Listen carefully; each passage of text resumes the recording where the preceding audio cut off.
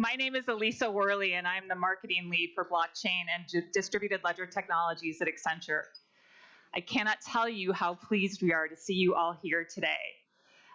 When we first heard about this opportunity to sponsor the Women in Blockchain Lunch at Consensus, we were thrilled. Not only do we feel very strongly about this issue, across all technologies, Accenture has a very deep commitment to diversity and gender equality because we know that makes us better. The more diverse we are in our organization and our work with our clients means we have better ideas. We have better energy.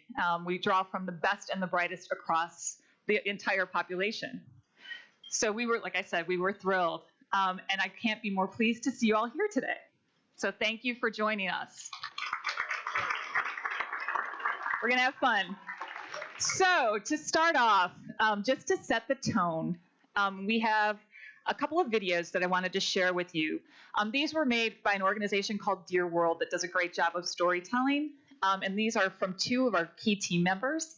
One is our CEO, Pierre Nantern, and one is our CMT blockchain lead, Emma McGuigan, who actually was trying to be here today, but logistically just couldn't make it work. So if you wouldn't mind starting those videos for me.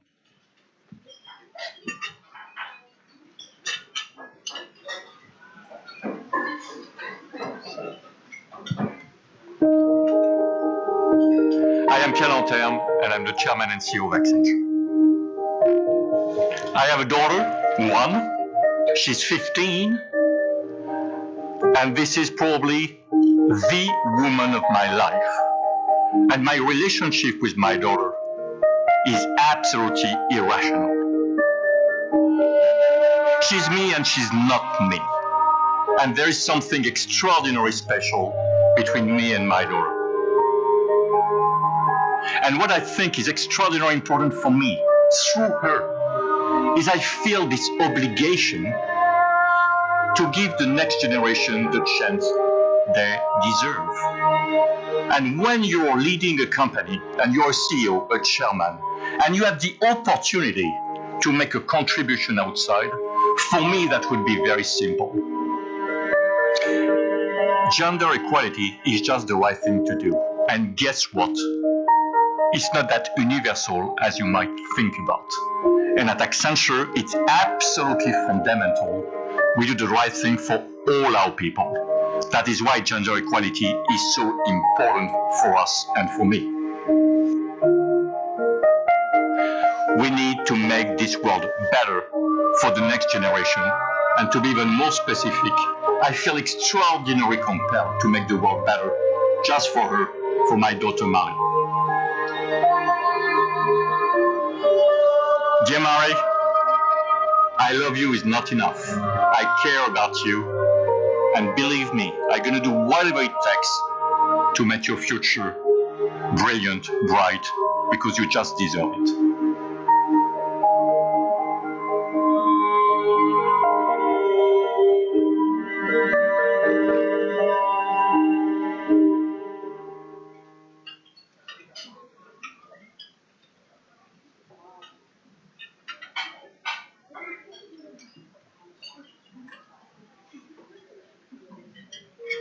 My name is Emma, and I want to let all the girls in the world know that girls do tech too. You know, I always have had this really deep-rooted belief that you could sit on the sidelines and complain about something, but that really wasn't very credible. And if you really wanted to make a change, you had to get involved.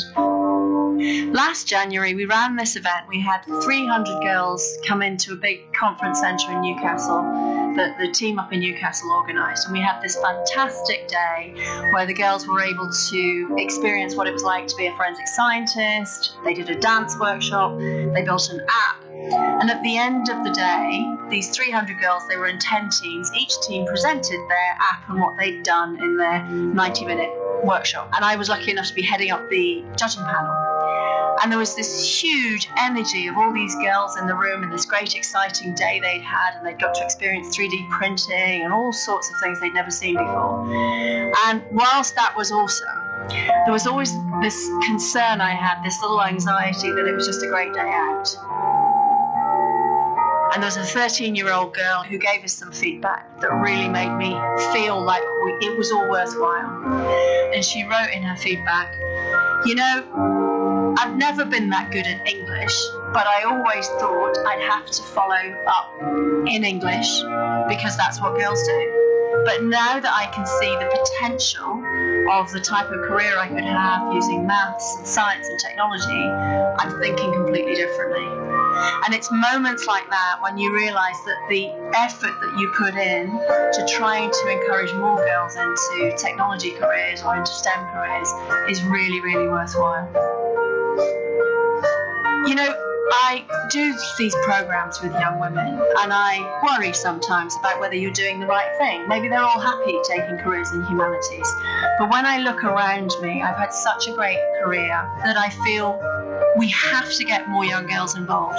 Women are the bigger buyers of devices, and they're not involved in creating them. That just doesn't feel right to me. And diverse teams bring better ideas, they bring more creativity, and they just work better together. So why would I not want to make sure that we've got young women coming in to share in that? Dear Madeline, my 11-year-old daughter, you are amazing. You amaze me every day. Whatever you want to do with your life, I want you to grab the opportunities with both hands and take those opportunities and make the most of them. Don't sit on the sidelines and spectate about what might have been, and don't live with regrets. Enjoy what you're good at and make the most of it. And allow your younger brothers to continue to believe it's an abomination that women can't do the same things as men.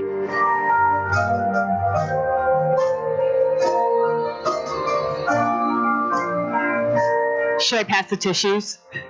Emma always gets me. I've seen that video so many times and I'm still mowing up.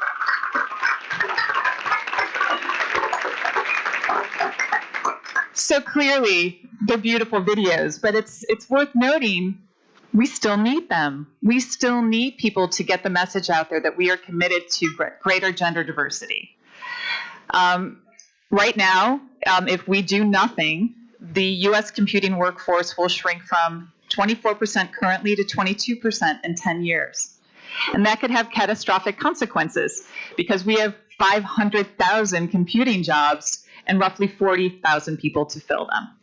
So I'm super inspired by the fact that you guys are all here today, and even more inspired by the wonderful panelists that we'll be speaking to.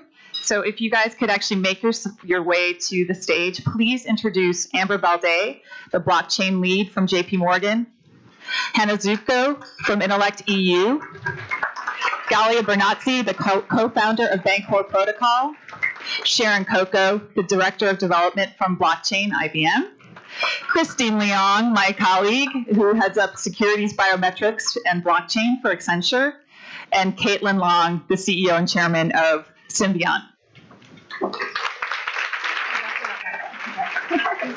No, go ahead. You totally screwed up the sit-down.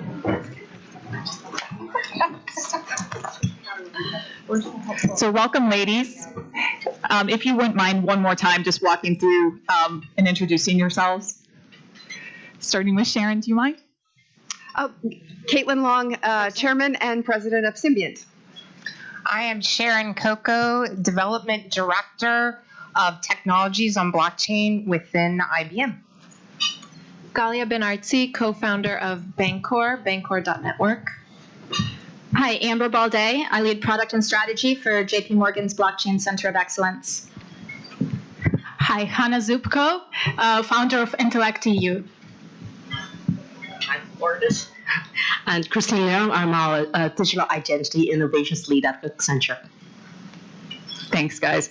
So Caitlin, after 22 years on Wall Street, what made you decide to make a move into blockchain? Well, I got interested in Bitcoin in 2012 and didn't get interested in blockchain until I met while I was at Morgan Stanley. I met Ripple, the first sort of so-called blockchain 2.0 company. And I remember 5 minutes into the meeting, we were situated several Morgan Stanley people on one side of the table and several Ripple people on the other side.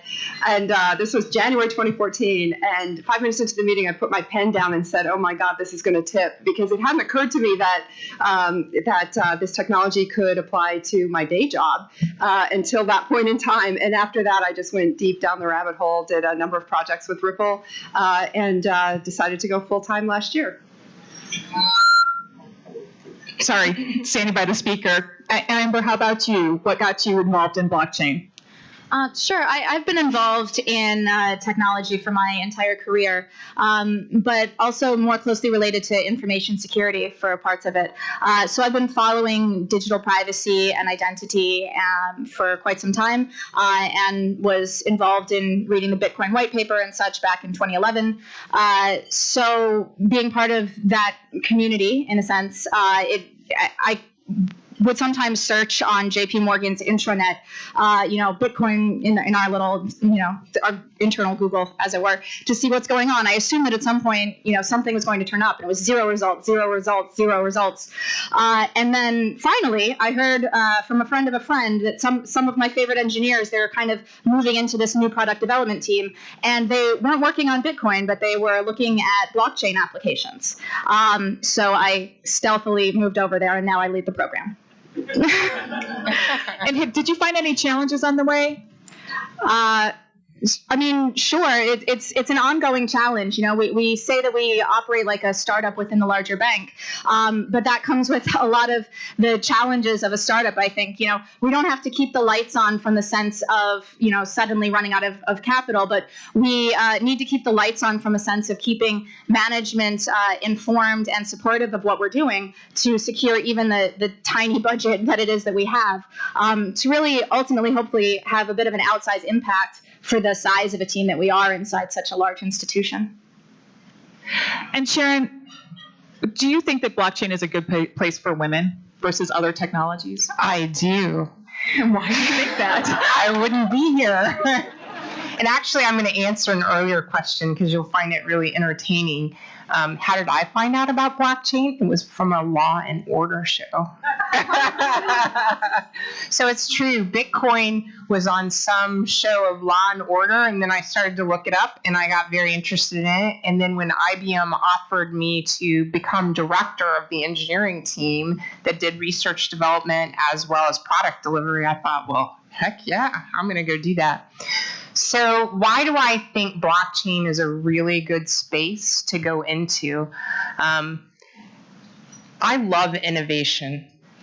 And if you want to get your hands dirty on innovation, it's the place to come.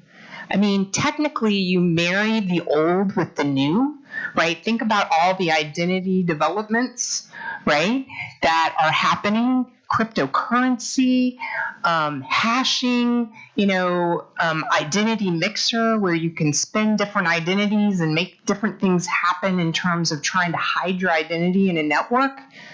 There's also business models. One of the things that I found very fascinating this morning is when Morgan from Citi talked about on the main stage a minimum viable ecosystem. And I think this is a very valid point in blockchain from a business model perspective. What is the small group that you can bring together to make something go into production effectively? And then what is the business model? How do all those people make money from it? There's a lot of innovation technically and from a business perspective. And that's what makes blockchain so interesting and an interesting career. And if you crack the key, you're going to make a lot of money. And who doesn't want that? Who does not want that? I want that for all of us. And speaking of money, Galia, how did you get involved in creating a cryptocurrency protocol? Hi, everyone, and thanks for having us. This is super cool. So I am an entrepreneur, and I've been in technology startups my whole life. I grew up in Palo Alto, California, so maybe it's kind of in the water there. Consumer internet specifically, and always looking at the long tail phenomenon on the internet, which is what happens when you open up platforms to the masses. So, for example, in YouTube, the top 10 most watched videos have hundreds of millions of views, if not more. But the next millions of videos have that same amount of views combined, if not more. And that's a really interesting model when you think about humanity and the population at large. So in 2011, my engineering team at a company I built called Particle Code had discovered Bitcoin, had heard about it through the engineering circles. We started looking at it very seriously. And what we saw was, wow, this is the first user-generated currency. This is not a government currency. This is generated by a user. Now, that's one very specific user, Satoshi. We've all heard of him or her. But it really opened the door to us to think, wow, anyone can do this in the future. We started working on what are known as community currencies or complementary currencies, saying, you know, what happens if you drop essentially monopoly money into communities, whether that's an affinity community like a group of mothers or a neighborhood, or whether that's a physical community like a building or a club. So we played with this for about 3 years off of blockchain. We actually decided at the time that blockchain wasn't ready. Many people think that's still where we are. We've since changed our position. But we did these kind of centralized but distributed currencies, and we saw incredible results just giving units of currencies to communities and watching them start to trade. We saw that the potential commerce was much larger than the expressed commerce because of liquidity constraints in various communities, and also psychological relationships to money and different things that go on there. So fast forward to today, Ethereum essentially created a smart contract platform that allowed developers like us to shortcut so much of the software that we were building, because we were allowing currency creators to essentially make what today are smart contracts, which is set their monetary policy and monitor their economic activity. So when we saw Ethereum, and we had been involved in Mastercoin and some of the precursors to Ethereum, we realized that it was time, and that the long tail could finally emerge by allowing really anyone to create their own currency. Today we see currencies as value networks, essentially, and the problem that we're approaching at the Bancor Foundation and with Bancor Protocol is how to allow these hundreds of thousands, potentially millions of small currencies, small cap, custom currencies, maybe even low traded currencies to achieve liquidity, which is what a currency needs to be functional. And so the Bancor Protocol, maybe we'll get into it later, but essentially proposes a solution using reserve currencies to allow any currency to be liquid from day one. So the ability for blockchain to actually bring banking into undeveloped markets, it's kind of a really inclusion-based technology. And Christine, I know that you're working on some things that are outcome-based, help a broader population. Is that something that inspired you to get involved in blockchain? I think some of it is how I got into blockchain was purely by accident. I work in our information security practice, and I come from a completely non-technical background. I study politics and philosophy and economics, for those who are interested, in university. So I have nothing to do with blockchain, crypto, but I learned all of it along the way. And how some of this, to be very inspired in terms of, for the first time, blockchain is something that can be applied to a humanitarian environment, whether it's the population that's underserved, and in my particular area, those that are without identities, as well as to those that are in environmental groups, in our environmental areas, looking at how supply chain works, how can we make sure that we can demonstrate sustainability. Things like that are things that typically in a technology environment we don't really care about, because most people are techies and they think, well, we're building this and it doesn't really matter. But I think it's unique, and how I came into it is because blockchain can enable that. As the applications that are built on blockchain can enable that future to bring all of this together and make sense of it, really. And so that's how I got involved. Yeah, I kind of just draw these two things together because what I'm hearing from both is really people try to solve the problems that are in front of them and the problems that you see. And so what we've seen out of Silicon Valley for years now is people solving problems like, my dry cleaning doesn't get to me fast enough and conveniently enough. And what you're seeing is challenges in communities that have problematic associations to money, which is something that happens with women very frequently, or, access to sustainable products. And so when we increase the diversity of the development communities that we have, we start addressing problems in not just new and different ways, but problems that aren't being looked at all. And I work with Girls Who Code, not as much as I used to just lately, but very early on, I taught their technical ethics and digital privacy curriculum, and which is something that should be part of every technical curriculum, not just for girls. But it was just amazing to sit with these girls during their final projects, and one of them had taken the Instagram APIs and the Google APIs and smushed them together so that they could look at the map of Manhattan where they were and see people's public Instagrams popping up on the Google map, which is fun. You could kind of zoom around the city. But what we did is I said, well, have you scrolled back? And it was during the Syrian crisis. And so we spun the globe around on Google Earth, and they were able to use the software that had already created that day, zoom in and see live Instagrams coming out of streets in Syria. And they realized that this thing that they had created had this knock-on applications or knock-on effects they hadn't even thought about. And it was just fascinating to watch kind of the light bulbs go off over their heads on that. So not just how early we can get girls into technology, but as we all have these development teams, the more diversity that we bring in, we need not just content consumers, but we need platform creators that are diverse.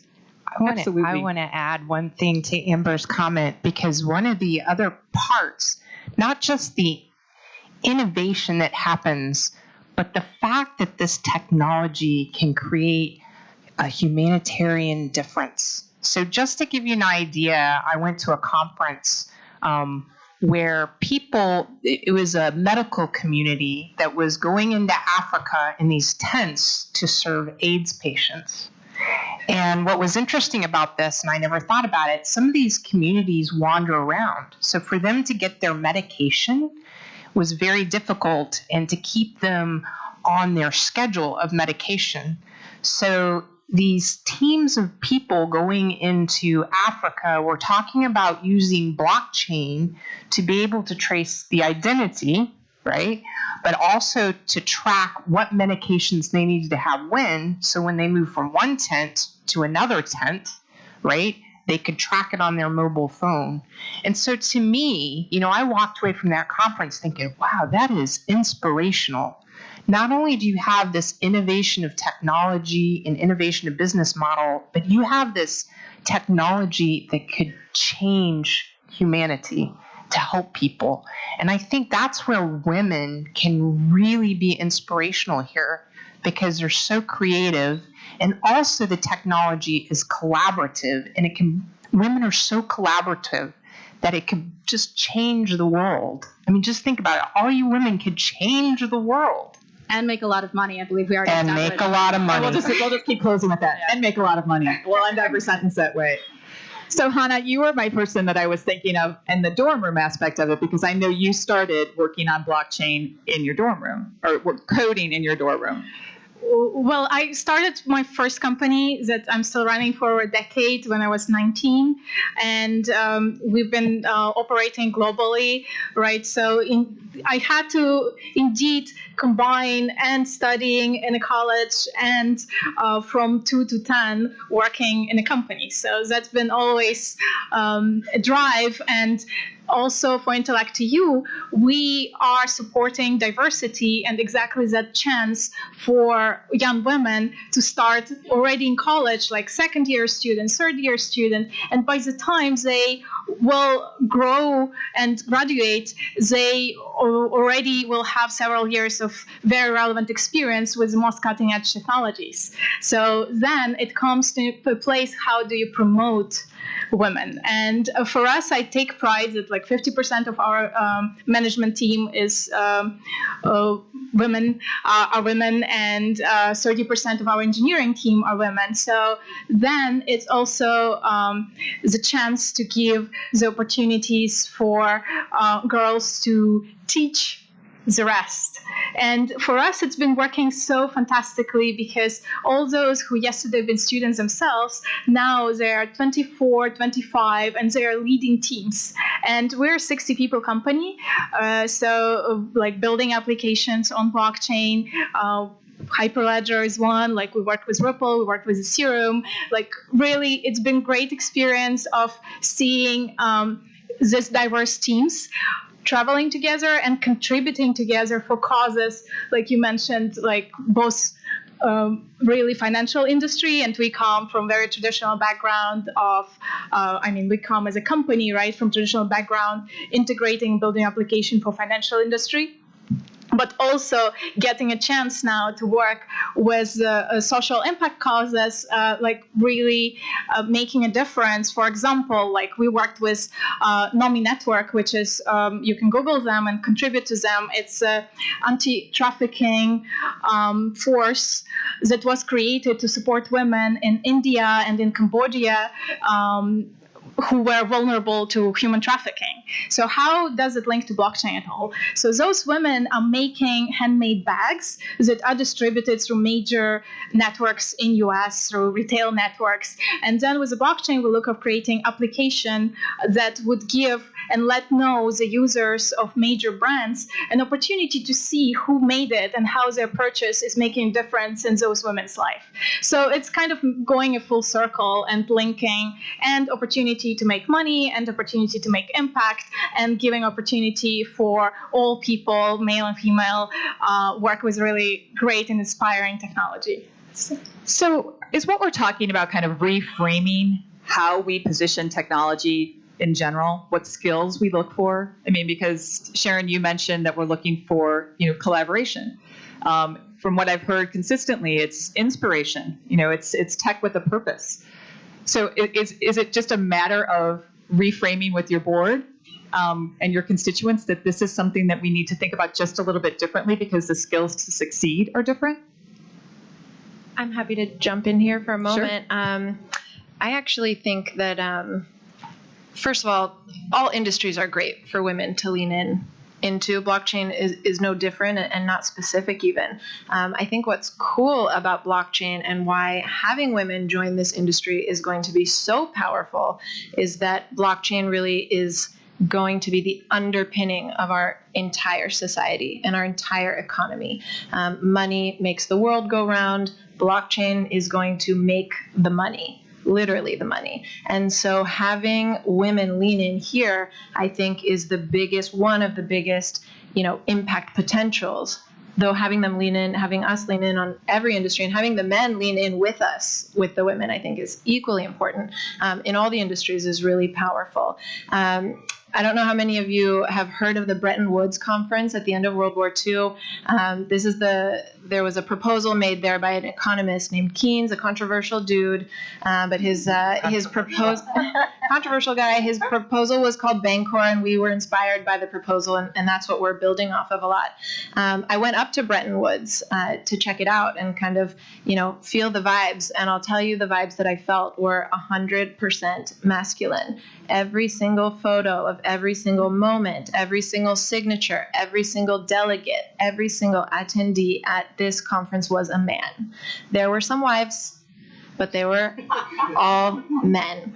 And it really, really struck me because when I think about the circles in my life where only men are making the decisions, whether that's the fraternity culture in college, whether that's, the finance industry, whether that's the upper levels of management, the boardrooms, governments, politics, everywhere I look where I see problematic decisions being made that inversely affect weaker populations, whether that's women, the disenfranchised. And this is, the patriarchy is not new. It, in fact, is very, very old. This is where I get really excited about women and about blockchain and about men. I think men have almost the most to benefit from women leaning in. I'm not sure that men realize what a disservice the disproportional power that men have had in the populations is having on them, and is having on our relationships and on our family life, and on our women, which are obviously important to our men.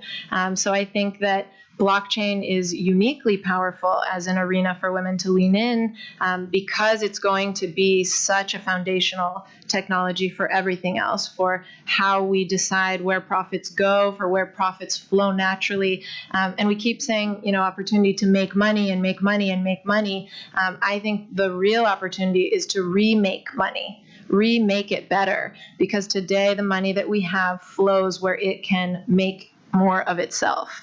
And that's quite a disconnection from where real value is, and where humans can achieve real value and real well-being. And so I think the real leapfrog opportunity that we have, and of course we'll make a lot of traditional money along the way, and there are a lot of great opportunities for career building, but I think the real leapfrog opportunity is to remake the money completely, and I would love to see men and women together remaking it. Yeah,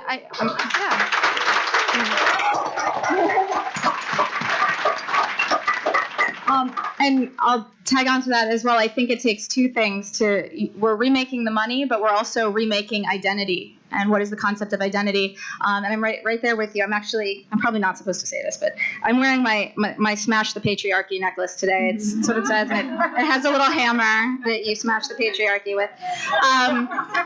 Very small patriarchy. So I think that, one example I use sometimes when we're talking about blockchain applications is I was at some conference, they all blur together at this point, where some startup was pitching their solution for a dating app, and they were going to use the blockchain to verify that you were the gender. They didn't discriminate between biological sex and gender, but details. The gender that you were, that you say you are. So to reduce catfishing, I guess, because again, we're solving the problems that we see in front of us. So I'm not exactly sure how they plan to attest to the information and get that information onto the blockchain about exactly what your biological sex is. I don't know. Who verifies that? How you track that? But they were sure, though, and this goes back to building ethical applications. If you have a drop down that only has two options for gender, first off, why? What are you using that information for? How does that inform your application experience? But how is that potentially exclusive? And that's maybe one that comes to top of mind, but there are plenty of examples like that. So as we're remaking identity, we're remaking the metadata of our identity as well. And we're choosing what we disclose. And when people say you have this identity, they talk about it like this monolithic thing. But I think if you talk to people, especially women, but any underserved population, identity is a many fractured thing, and you code switch between identities depending on where you are. And I think one of the most frustrating things I ever heard in this space was Mark Zuckerberg. When Facebook implemented their real name policy, he said, anyone that can't do what you're doing under your real name is disingenuous. Well, I think that might be slightly inaccurate for a lot of women who need to publish research under a name that's not their own in order for it to be taken seriously. Or people who perform or write articles under a pen name. I mean, there are a million reasons to have anonymity or to present yourself differently in different contexts that are not disingenuous. So unless we build systems that are supporting that, and you have people who understand those problems helping to design that, all of the applications that we build on top of them that are moving the money, those two things need to work together for us to support the kind of society and the network coordination problems, which is what we're really trying to solve. So what would your advice be to women, or to this group in general, to this entire ecosystem, about how we really use the extraordinary things about this technology and get them more engaged? What can we do? So my suggestion is go solve a real business problem, right? Don't just do POCs for POCs. Solve a real business need. Look to see if that technology and business problem together can be expanded and delivered within the year, and make it real and be able to iterate, right? You may think you have the answer today, But once you've designed it technically or from a business perspective, or as you progress 2 or 4 weeks from when you start, you might find that you have to pivot. You need to be very flexible when working with new business models and new technologies, but solve a real business need. I think that's so true in this area. Having been on the other side at Morgan Stanley during a period of time when this was all coming up, and understanding the skepticism out there among the large banks, in early 2014, the perception was, and still is in a lot of the financial industry, that this is a solution in search of a problem. So I couldn't agree with you more. I think the place where the gap is in the financial industry is in people who understand where those problems are and how to plug in this technology. Because you continually hear companies saying, I understand what this is, but I don't understand how to use it. And that is the place where there is a real need.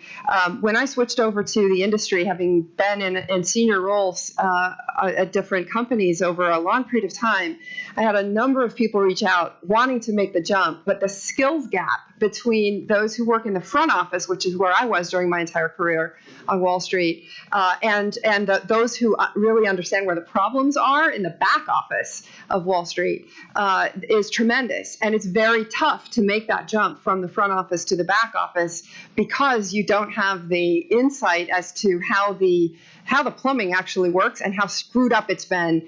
I've experienced real screw ups in the plumbing. It is when the Dole Food case came out, and for those of you who weren't following it, there were 49 million valid claims filed for the 36 million shares outstanding of Dole Food. How does that happen? All 49 million of those had valid brokerage statements that they were able to submit to the court to verify that they owned the shares, and yet there were only 36 million outstanding. That should scare the hell out of everyone in this room, and I've experienced it.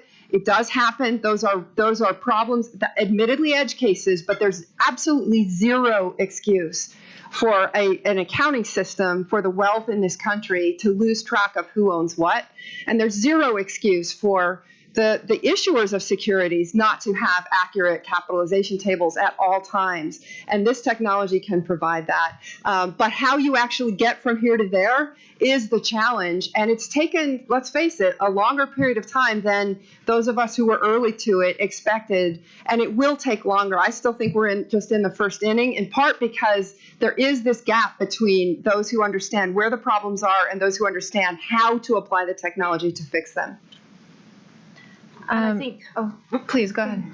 I think to those that are wanting to get into the industry or into the blockchain environment, you need all skills. You need everything from legal skills to cover the privacy aspects, the concerns, risk skills to understand the risk and the information technology component, and not just speaking for myself, but also the business application. You need to understand why it matters to all of those that have already spoken on this. And it's not just a technical area, and it's not just because you understand crypto and Merkle trees. That's how you get a career in blockchain. I think just sitting here, well, there are a bunch of very different diverse skill set, diverse experience, and all solving for different aspects of blockchain. And we're all part of the ecosystems.